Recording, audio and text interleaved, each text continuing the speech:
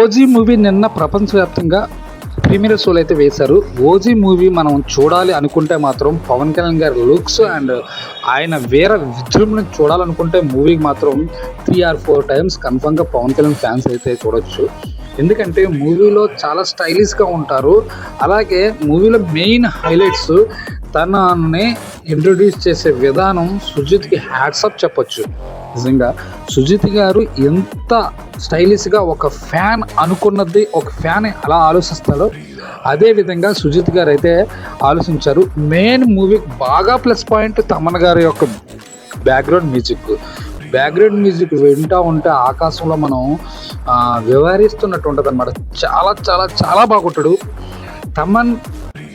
Thaman movie కెరీర్లోనే the best background music అనమాట. సినిమా అంత స్ట్రాంగ్గా బయటకు అంత పాజిటివ్ టాక్ రావడానికి మాత్రం తమన్ మ్యూజిక్, పవన్ కళ్యాణ్ గారి విజృంభణ.